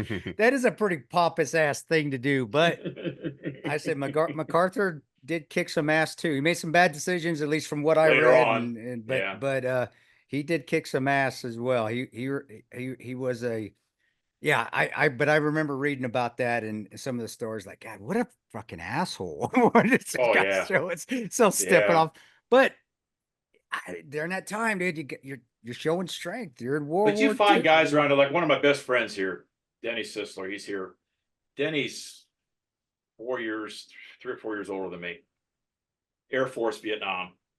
And he was on those, I don't know what the gunships, the AR, whatever, the big gunships, like, The Spectre like we call- gunship, like the puff gun, but they were the AR or whatever. Okay. Puff the Magic, the Spectre gunships. The It's C-130s. actually, you're right. You're right. There was converted C-130s, whatever the hell they were. But you guys had Spookies at that time. The Spookies that went to Spectres, Puff the Magic Dragon. Yep. well, he was a crew chief on that gunship for a year over there, running missions every day, every night. 10,000 pounds of ammo gone in 6 minutes. Those things Okay. are bad. And he'd do that Ho Chi Minh Trail every night. He'd run cover for everybody. He did that stuff all the time, and now he's my best buddy. We have, he comes up every Thursday night. We have dinner and then we go out. He's have breakfast on Sundays, and but it's there's just you see so many interesting people what they really did when you talk to these guys. A lot of different people what they did and where they were And that's stuff, why we love doing the podcast, having guys like you on Yeah. where you can get that out there and people could hear it because people do need to hear it. It's a part of history. Before we get out of here, I do want to make sure I get into just a little bit of this. I mean, the reason I know you is because I work for your son. I would imagine like raising Adam, he must have been such a rebellious guy with you, because Adam is a guy who just wants to, probably you were a pretty young age, just get tattooed and listen to Slayer and hack computers. So what was your experience raising Adam always followed his own path. Yeah, oh, definitely. You could tell. And he was always, a step ahead of the game. He's always wanted to be a step ahead of everybody else on what he did. And it was always the bands and the music, back in the day. And I thought, oh my God, what am I going to do? And then, then the whole tattoo. It was, I like, oh my God, I was worried. But I mean, once he got to college, I felt I was okay, and I got him in there. But I'll tell you a story about Adam, which I don't know if he probably never told you this. I mean, he wasn't in the military, but here was a condition. I said, Adam, gonna pay for your school under one condition. You got to go to ROTC. I You didn't got to know be in it this. for at Okay. least a year. They Okay, now did. that's only a condition. Otherwise, you're on your own. And so he was like forced into it, right? So he goes to ROTC of Western Michigan, or Eastern Michigan, and I got Western Michigan in mind since they beat what it was a big team to beat. Anyway, so so he went through that and never said much later, but until he made a comment, like, within the past 5 or 6 years, one time he said something, it's probably one of the better things I ever did to go through that, because it gave me a little bit of discipline, a little bit of how to run things or whatever, a little bit. So that helped. So I thought that was Get interesting. structure, how to plan, and just Yeah. the ROTC. I did green to gold to become an officer later in my career after I got my 5, Cool. and I only had to do a year because I actually already had my degree. So all I had to do was just the ROTC requirement, and then I just worked Yeah. on a master's. But it is ROTC. It wasn't hard. Now, granted, I already had my Back then, Ranger you didn't tab. need a degree. Back then, you needed a degree to be an officer. You know that? Or we were. I thought you had to have. Didn't you have to have like 60 hours or something? Later on, but you could be an officer without a degree back then, but you had to eventually get one, but they would promote you with it. I did see, and I didn't know that. I knew that there. Well, they were running out of officers. Oh, They kids getting killed. that's good. And all those second lieutenants. I'd love to, and whoever your buddy that was a Spectre gunship, Oh yeah, he's Matt a crew very chief. low key guy, but he's I would love to Yeah. hear his stories. Again, those guys, I worked with Spectre. I got the opportunity to work with the Spectre gunships when I was with Ranger Regiment, and then with the cool. agency, and they're freaking incredible. But talking to those guys, I would love to talk to one of those guys from Vietnam, because the Ho Chi Minh Trail was just to see what they saw, and just how amazing those. I mean, just you're putting, was it 107s or 105s on target from a. Unbelievable. I mean, No, we used to see them at night. danger We close. see the B-52 strikes and those gunship strikes at night. You'd be out there. I mean, you'd be sitting there, you just hear the, and it'd just be orange line. Be a line. isn't it? It's just Amazing. it's like you're in a dream. Like, this is not real, and this is so cool. This is the coolest thing ever, because you're just hearing them just circle, just that low hum. Then you'll hear the bzzz, and Yeah. or you're the boom boom boom boom, and you're like, okay, Yeah, give when it you get 3 bounced up, seconds. you're how many miles away, and you just up off the ground. But Well, I'll tell you a interesting story. This has been maybe 15 years ago. Or so. Yeah, it was an air show somewhere. I was in Dayton or whatever, one of the big air shows, and they had a Huey there, flying, giving rides. Right, it was a retired Vietnam thing, had the placard and everything out front. My wife goes, "Oh, we should go take another ride now." I said, "Oh, it's right. Let's go." Course. Okay, So we get in this thing, and so what do they give me? The gun position. So I'm in the gunner, in the gunner position right now. How many times have I been in and off of them damn things? Well, I tell you, the side story is so funny now. You go buckle your seatbelt. You get a ticket. We'll pull you over. You get a ticket. You got to be safe. Be safe. I said, where were you guys when they come down, pick you up? They come down, test to jump on the side speed. They do an immediate 90-degree bank. You're looking straight down like this, nothing to hold you in, but nothing but air. Where's my seatbelt then? But so anyway, these guys take off. So I'm sitting in there, and they have a fake gun there and everything. And I'm sitting there, it's like, man, I'm getting like flashbacks, really weird. And I didn't think it would affect me like that. And it was just weird, just a thump. Just the other day, we're sitting out back. We're just down. We have a Camp Perry, which Yep. is it's just right down the road, 2 miles to the national shooting championships, everything. It's just 2 miles, 3 or 4 miles down the road here. And then, so we got a lot of, sometimes the helicopters come in there. And then we also got a base in Toledo here. They fighter group, they come flying out of there.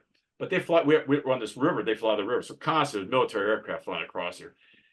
Yep, right on Saturday, it's just like normal. I'm going, here's a Huey. Like, what? You ever, what? Why 5 or 6 guys having coffee? Here's Huey coming. What? We don't hear anything. You know to hear them things, man, because they save your life. It's A minute later, thump, thump, thump, thump, thump. There it comes. Oh, there he is. It's Huey. distinct. Nobody even hears it. It's so weird. Nobody hears it. I got poor hearing. But so anyway, so we jump in the same. We do the ride and everything. I couldn't get down quick enough. It's like, just let me out of this place. I'm not comfortable in this thing at all. And we got out, and she goes, "Oh, that's really cool. That was really fun." She's been in a helicopter before, So I get out. Okay, so I'm taking a picture. I said, "Well, there's the placard where this. I thought I'll take a picture of the placard." It was the exact helicopter, my exact unit in Vietnam at the same time. It very well Wow. could have been one of the ones I rode in Man, back how then. did it? Which is why I'm one. I got weird feelings. Man, that's probably That was weird. it's amazing that it lasted too. And those things got tore up, but they held. I mean, Oh. they were beasts. But Yeah. Machines. I the mean, just G working machines. the GWAT awesome. guys would say the same thing about the Blackhawks now, and I would too. The Blackhawks were incredible now. I mean, they did. You don't think you could improve on a Huey? They did with those. Oh, with I could those, tell. I've never with been those close to UHs. one. Now the Cobras are also awesome too. Man, we have one of those flag cross here. We do a lot of shows out at the airport, the old military aircraft. So in case, but there's a Cobra came across here one of the day. It's pretty cool. We used to load those things out at forward fire bases. Oh We used to wow! load those things up. Which are pretty awesome. Talk Yep. about firepower. Wow! Yeah.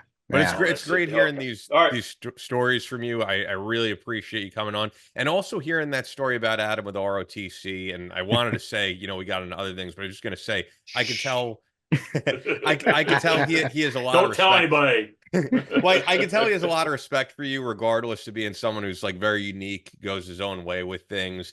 And the other thing with working with Adam, I just wanted to say was it's funny, man. He is so he's very vocal about calling people out on kind of their BS, in that he's like so good at what he does with security. So I've done now several of these conventions with Adam, and you probably know Adam's personality, that like there's people who have these booths at things like Identiverse. We went in Las Vegas, and they have these UB keys for system security and that type of thing. And when I've interviewed these people, I'm like, okay, cool. That's a cool product that you have here. And I've never seen, like, Adam will just tell them to their face at the booth. He's like, yeah, I could hack into this in 5 minutes. He's like, your product is Yeah. completely useless, and this is outdated technology, and your Yeah. company's going to be obsolete. Like, it's just because he knows his shit in that world more than anyone. And he has no problem just being as transparent It was a as natural. possible. I mean, it was a natural from the beginning. Matter of fact, he's the one who told me to get an email. I go, an email? What the hell's an email? Dad, you need to get an email. Oh, what the hell's an email? What do I need an email for? And then we're talking back in the 80s, and it's like, you need a website. A what? A website? I mean, he was on top of that stuff. I I only have have to one know. word. One word thing I'll have to say to Adam. Okay. Just remember your old dad. Yeah. Just remember your old dad. I have to know, was he, because I could just imagine. I mean, Adam has a lot of background in hacking, and working in cybersecurity. So for people who don't really know what he does, he's the type of guy who's in charge of whether it's healthcare systems or Yeah. financial institutions. If Well, people they brought him and in you for hear, healthcare.gov when it was screwed up. Matter of fact, one night I'm sitting there yes. 1 o'clock in the morning. He goes, "Hey, Dad, I get a text one morning. Take a look at healthcare.gov. That's me." I Yeah, go, what? it's I was great. in So insurance business, right? And I was online. I couldn't even get on the damn thing as an agent. It was horrible.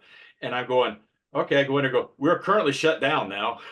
Shut the whole system down for like a day. And he comes back up and running back up because there it is. Record 90 million emails changed in this, or 90 million passwords changed in this amount of time, whatever. I go, Adam, you're working for the freaking government. That should take it a year. yeah, Okay. he gets stuff done. And so he's the type of guy where if you hear about data breaches now every single day, I get these notices in the mail about your healthcare company got breached. Like, so he's the guy in charge of making sure these companies don't get breached, and that he's on top of the security. He's That's pretty what we good at do it. I mean, Yeah, that's for damn sure. that's He what we keeps do it. sending emails all the time where I've been breached. Well, you're on this list. You're on this list. Oh, give it up. I don't care anymore.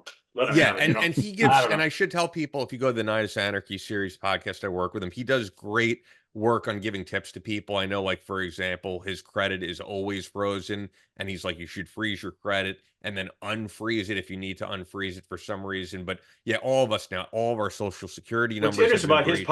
podcast app, the Nidus apps, which I did. Yeah. He doing podcasts. Oh, whatever. He did that once before. Wasn't that much to it? I said, there's little 10, 12-minute clips a lot of times, and I started listening a lot with the AI stuff. Yeah, The oh, AI he's great stuff with all that. Yeah, it scares the shit out of me all the way around. yes, And he's I mean, he's on top of the heap on that stuff. And there's all these little things like, wow. Bam, is need a password, and all this stuff, from now on. You can't trust it. Like, I can't even trust I'm really looking at you right now. I mean, it's not exactly. even, Yeah, well, sure. we did a story on that on a Zoom call where like a Chinese company wired over millions of dollars to someone, and it was a deep fake on a Zoom call. They looked as real as we do right now, and they couldn't tell that it was not a real person. But anyway, the last thing we needed that series when we did that one show where he came on and says, okay, I got CBOT 4 and whatever the 4 that did him, and okay, wrote the script for the movie, whatever. Then I listened to my voice for 10 minutes. Boom, this program listened to my voice. Okay, here it is, and here's me reading it for 5-10 seconds. Okay, now here's AI reading it. Exactly. Yeah, well, I sent that to Chris. I sent him with Adam doing the deep fake voice, and as a voice actor who's done like dozens of books, there's no reason to have me anymore. You could replicate my voice. You could just type it in a computer, and which I mean, I don't like. It's gonna less work for me, but you just have to pivot, as he said. The technology's not going away. But the last thing I want to ask you, because I know you have a million stories, but the last thing I want to ask you about that. Chris is going to sleep here, so you better. No, I actually, what I'm thinking is, I want to have Adam on the show because. Oh yeah, we definitely talk about security, but I think I'm not a fan of the AI shit. I want somebody to get on this planet. Heck, he told me the first time nothing scares me, but this scares me. He loves it, but it's also because Adam will tell you, and I agree, it's inevitable. It's not going away. So you could either work how are you going to get it. ahead of it? Exactly. You could get ahead of it, or you could, it's like saying I don't run want to use an by ATM machine because it's going to put bank tellers out of business or something. It's here, it's in its infancy, and it's only going to get crazier from here. So you could either be on top of it or you're going to be left behind. You could how the AI with military, how it's going to go for sure. So if I could just get to, because I know we'll get into a million things. So the last thing I just want to ask you though is, growing up with him and him having this background, was he the type of kid who was like hacking the school? Was he hacking? Because he that's what he's involved in. Do you have any crazy hacking stories with him? No comment. No.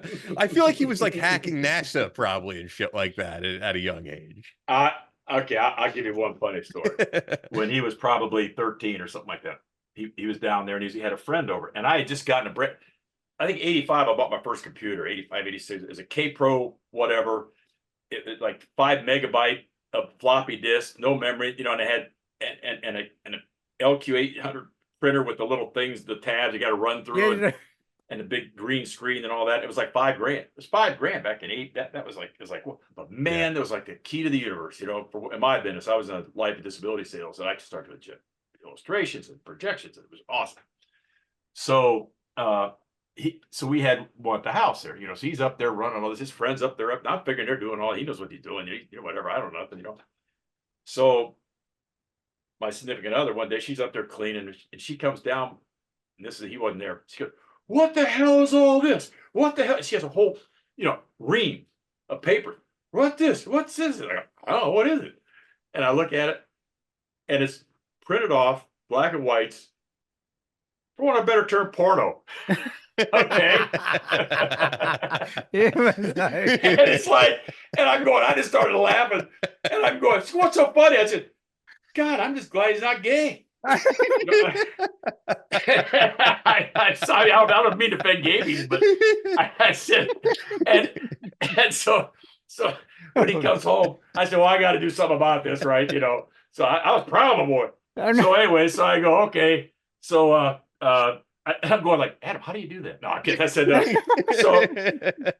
so I said, okay. So we're sitting at the dinner table. I said, Adam, would there be any reason the FBI would have called me today, want to know why somebody's downloading porno on the machine?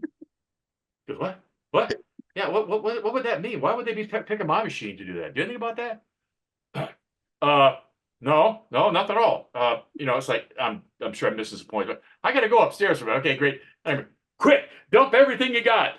Get it all right now. FBI's on her, coming after it. Could you imagine porno on the green screen, dude? Adam is going to get a we're talking the 80s. So can he find anything he wants to find? Yes. I was thinking more of like Matthew Broderick and War Games, not Pornhub. I thought we were going. I thought this we were is going long before Pornhub. He could have been a Pornhub creator. Could have been making billions. I'm younger than Adam, but even I could remember the days where if you wanted to download like a picture of Pamela Anderson nude, it was like, remember there's the line and then another line. Yeah, we got a nipple. But I remember those days, even as young as I am. That's a great story. For sure. So the website though is the CallenFoundation.com. You're not on and social media. and one thing too, let me say about this too, that I always Okay. like to clarify. Since its inception, 2011, 100% of all public donations go to fund the troops. Okay, and we're funded by the AMVETS over the years. The AMVETS, the statewide AMVETS have funded us. The Ohio Football Association of Ohio has funded us. A lot of the VFWs fund us individually. We get a lot of outside funding from service organizations and whatnot. Individual, we've done, poker runs where they're charity. We love to be the go-to charity. You do something when Wounded Warriors is a great organization, but if you're in Ohio, Arguably, some donate to guys us would because it's disagree. going directly. But it's going directly to the guys that are guarding you. You have a problem. These are the guys that are helping you, and it's 100%. 100% goes to the troops. So and all the administrative costs and whatnot, I provide that on the side on my own. So that's the big difference between us. So you don't have to, and we're also platinum with GuideStar and Bennett. What's the other one? The Bennett. There's two of the major charity ranking organizations. You got to, if Google's going to fund you, got to belong to them. GuideStar is one of them, and we got the silver, platinum ratings on those. You can see on the website there. So. Awesome. And I was saying you're not on social media or anything, right? That's really the only place to find we you. started to try to do Facebook in the beginning, and it just got to be too much, and somebody's going to do it, and just got to be too much, and it's like I didn't do, so I just stay with the old fashioned website, which I need to do. But if I actually need to get in it, but yeah, at this point I'm old. but no, that's great that you have that foundation, and I'm sure we have plenty of listeners in Ohio who probably don't know about the resource. So we have a lot of good stories on you about us. If you go on the website, you see the things we've done over the years. We've done a lot of good charity things for the people too, and we try to help do a lot of stuff. And we do hook up families for Christmas for kids with the guard and stuff like that. We get companies that'll take on kids for families, and for Christmas and just other things like that too. We connect people with certain things. One of the guys on my board is a lawyer, top gun lawyer in the United States, actually. But he had two tours, or at least a tour. I'm not sure, 1 or 2 tours in Afghanistan. So he's big, and we've taken on some of these assholes that try to take out these vets. Like we had a guy one time, he parked his car in a parking lot, and his apartment, he goes to wherever overseas for a year, comes back, they towed his car because they had to block out the lot. They tried to charge him $2,800 fee to get his car out, stuff like that. We take care of stuff like that. That's cool. Yeah, that's awesome. But anyway, that's it. Yeah, no, it's fine. It's fine. I really appreciate you coming on with us, going along with us. Truthfully, I think Chris could say the same, that a lot of the Vietnam guys we've had on, which aren't many, we've had 2 or 3, but oftentimes aren't really the most forthtelling with stories, and I think keep a lot of stuff hidden.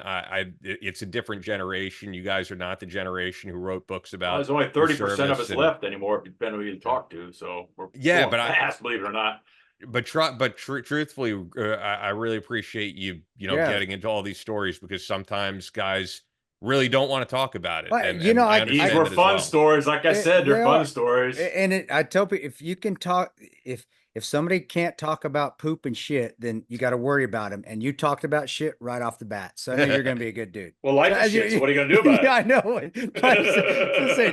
But that is a great litmus test on someone. Is if you start, hey, let's just start you off right there, and if you expound on it, it's going to be a great interview. If you hold, it's like you don't want to hold shit in for real either. You don't hold it in. You let it out, man. Let it out when it's got to come out. And until you get older, then it's harder and harder. Then you try to